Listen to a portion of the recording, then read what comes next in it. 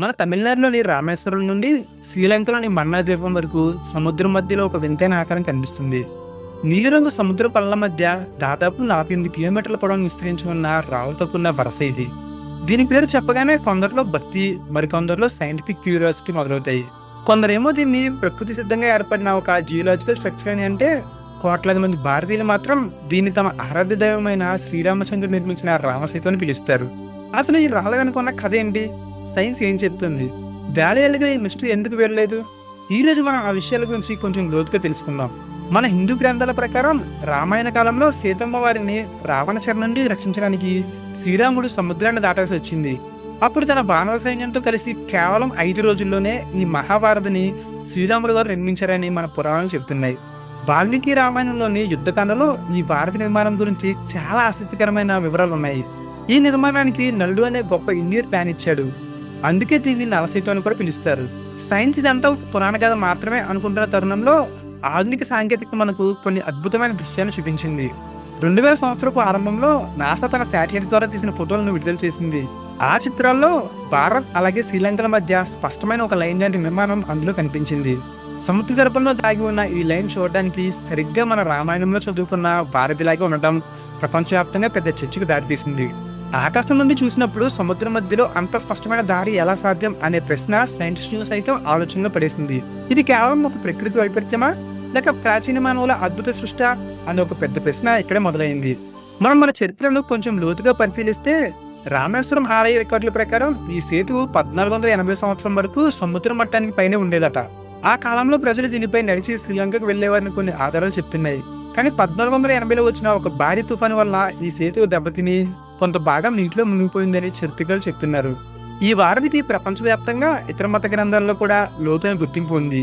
కొన్ని క్రిస్టియన్ అలాగే ఇస్లామిక్ ప్రాచీన కథనాల ప్రకారం ఆడమ్ పరలోకం నుండి బహిష్కరించబడినప్పుడు శ్రీలంకలోని ఒక పర్వతం పైన అడుగుపెట్టాడని, దీనినే ఆడమ్స్ పీక్ అని పిలుస్తారని, అక్కడి నుండి ప్రధాన భూభాగానికి రావడానికి ఈ వారధిని అతను ఉపయోగించాడని వారు నమ్ముతారు.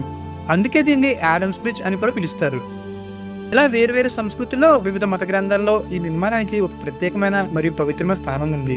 ఇక సైన్స్ విషయానికి వస్తే గత కొన్ని దశాబ్దాలుగా ఎందరో నిపుణులు ఈ ప్రాంతంపై పరిశోధనలు చేశారు.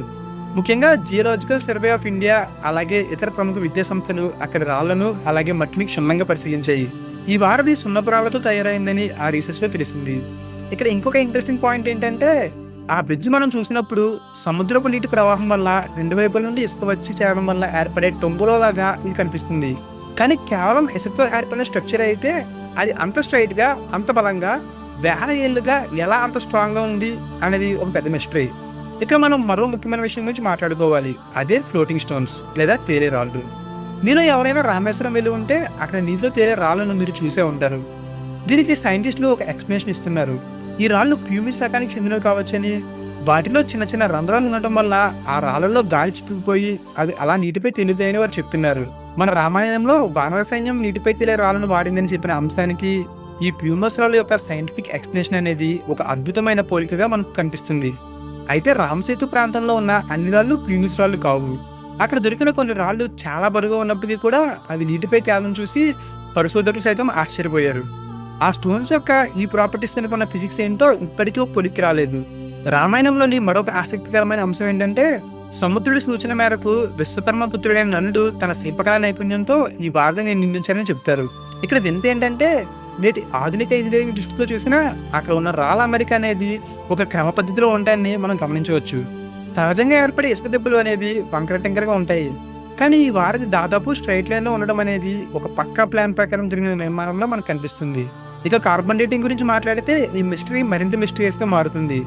శాస్త్రవేత్తలు optical stimulated luminance OSL dating అనే పద్ధతిని ఉపయోగించి అక్కడ ఇసుకను పరీక్షించారు. దీని ప్రకారం అక్కడ ఉన్న ఇసుక దెబ్బలు దాదాపు 4000 నుండి 7000 ఏళ్ల నాటివి. అలాగే రామాయణం జరిగిన కాలం గురించి చరిత్రకారుల్లో భిన్నాభిప్రాయాలు ఉన్నప్పటికీ ఖగోళ శాస్త్ర గణాంకాల ప్రకారం శ్రీరాముని కాలం కూడా ఇంచుమించు ఇదే కాలానికి దగ్గరగా ఉండొచ్చని కొందరు పరిశోధకులు నిరూపిస్తున్నారు. వాల్మీకి రామాయణంలో మెన్షన్ చేసి ఉన్న కొన్ని గ్రహగతుల ఆధారంగా రామాయణంలోని తేదీలను లెక్కిస్తే అవి సైంటిఫిక్ కార్బన్ డేటింగ్తో మ్యాచ్ అవ్వడం నిజంగా ఒక విశేషం. ఇక్కడ మనం గమనించాల్సిన ఇంకొక వింతైన విషయం ఉంది. అదేంటంటే, సహజంగా సముద్రంలోని రాళ్ల పొరలు ఒకే క్రమపద్ధతిలో ఉంటాయి. కానీ రామసేతు దగ్గర ఉన్న స్ట్రక్చర్ మనం గమనించినట్లయితే పైన రాళ్ళు ఉండి వాటి కింద ఇసుక పొరలు ఉన్నాయి. సాధారణంగా ఇసుకపై రాళ్ళు ఉండడం అనేది మనుషులు కావాలని పెడితేనే సాధ్యమవుతుందని కొందరు ఆర్కియాలజిస్టులు అభిప్రాయపడుతున్నారు.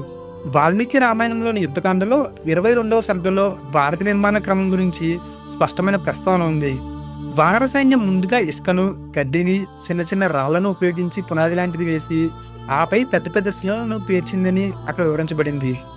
రామాయణంలోని ఈ వర్ణనలకు నేడు మనం చూస్తున్న ఆర్కియాలజికల్ ఆధారాలు చాలా దగ్గరగా ఉన్నాయి.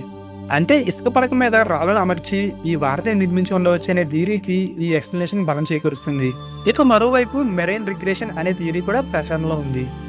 వేల ఏళ్ల క్రితం భూమిపై ఐసేజ్ ఉన్నప్పుడు సముద్ర మట్టాలు చాలా తక్కువగా ఉండేవని, అప్పుడు భారత్ శ్రీలంకల మధ్య భూభాగం కలిసి ఉండేదని, కాలక్రమేణా ఆ మంచు కరిగి నీటి మట్టం పెరగడం వల్ల ఆ భూభాగం మునిగిపోయి ఉండవచ్చని సైన్స్ చెప్తుంది. కానీ ఇక్కడ ఒక ప్రశ్న తలెత్తుంది. ఒకవేళ అది కేవలం భూభాగం మునిగిపోవడమే అయితే అది అంత ఖచ్చితమైన వరుసలో ఒక బ్రిడ్జ్ ఆకారంలో ఎందుకు ఉంది? ప్రకృతి అంత పద్ధతిగా ఒకే చోట ఇసుకను, రాళ్లను ఎలా పేర్చగలిగింది? ఈ ప్రశ్నలకు మాత్రం సరైన సమాధానం లేదు. డిస్కవరీ ఛానల్ లాంటి ఇంటర్నేషనల్ మీడియా సంస్థలు కూడా దీనిపై స్పెషల్ డాక్యుమెంటరీలు చేశాయి. వాట్ ఆన్ ఎర్త్ అనే ప్రోగ్రాంలో పాల్గొన్న కొందరు అమెరికన్ సైంటిస్టులు కూడా ఈ రాళ్ళు ఆ చుట్టుపక్కల దొరికే వాటిలో లేవని, సుదూర ప్రాంతాల నుండి అక్కడ తీసుకొచ్చినట్టుగా కనిపిస్తున్నాయని వారు అభిప్రాయపడ్డారు. అలాగే వాల్మీకి రామాయణంలో కూడా వానరులు పర్వతాల నుండి, అడవుల నుండి రాళ్లను మోసుకొచ్చి ఈ భారతాన్ని నిర్మించాలని వర్ణించబడింది.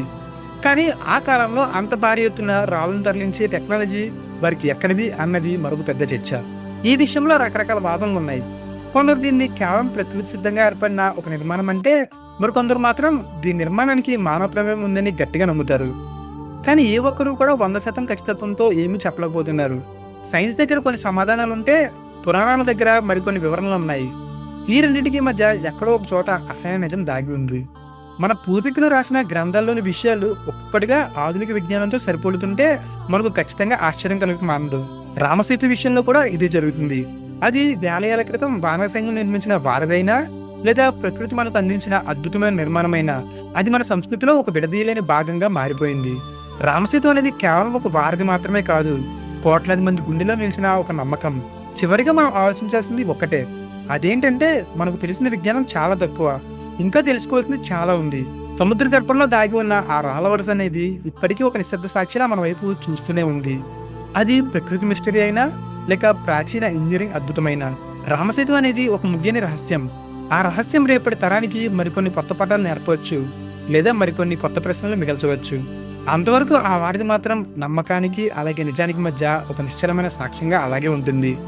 బహుశా సముద్ర పనులకు మాత్రమే ఆ పూర్తి రహస్యం తెలిసేమో. ఒక పక్క ఆధునిక విజ్ఞానం, మరో పక్క ప్రాచీన సాంప్రదాయం. ఈ రెండింటికి మధ్య రామసేతు ఒక అంతుచిక్కని అద్భుతంగా ఎప్పటికీ నిలిచిపోతుంది. ఇంతకీ ఈ మిస్టరీపై మీ అభిప్రాయం ఏంటి? ఇది వానర సైన్యం నిర్మించిన ఒక కట్టడమా, లేక ప్రకృతి సిద్ధంగా ఏర్పడిన ఒక అద్భుతమా? కింద కామెంట్ బాక్స్లో నాకు తెలియచేయండి. కానీ ఒక్కటి మాత్రం గుర్తుంచుకోండి, మనకు కనిపించేదంతా నిజం కాదు, అలాగే వినిపించేదంతా అబద్ధం కాదు. నిజాన్ని అన్వేషించండి, ఎందుకంటే ఆ అన్వేషణ మనల్ని నిజానికి చేరువ చేస్తుంది. నెక్స్ట్ టైం మరో మిస్టరీతో మళ్ళీ కలుద్దాం. అందరికీ సెలవు. సైనింగ్ ఆఫ్ మీ సూర్య.